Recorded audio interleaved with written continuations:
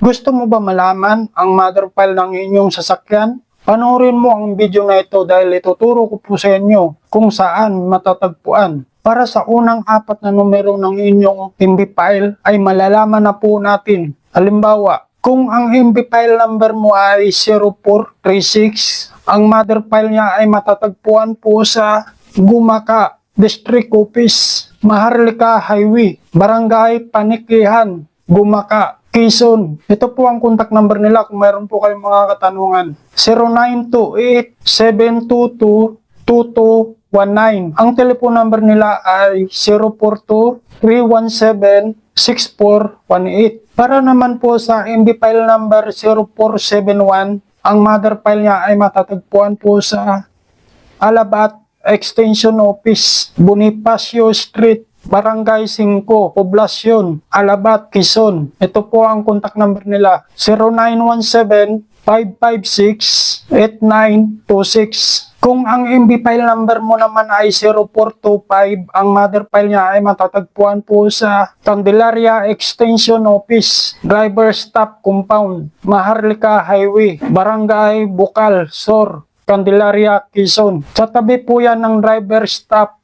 Complex. Ito po ang contact number nila. 0955-742-3239. Ang telephone number nila ay 042-784-5716. Sa MB file number 0411, ang mother file niya ay matatagpuan po sa Katanawan District Office, Lopez Katanawan Road, Barangay Canculahao, Katanawan, Quezon. Ang contact number nila ay 0927-825-2828. Ang telephone number nila ay 042-788-8715.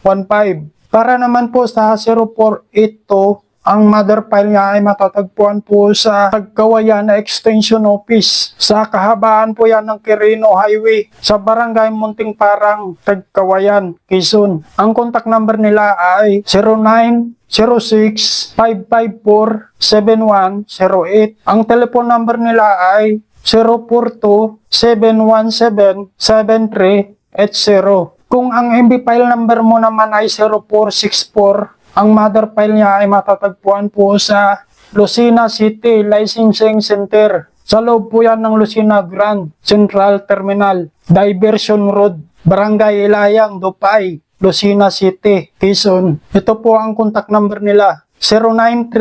0938-621-6313. Mayroon pa po 0981-378-9104. Ang telephone number nila ay 042-710-6017. Okay guys, hanggang dito na lang po. Bye-bye!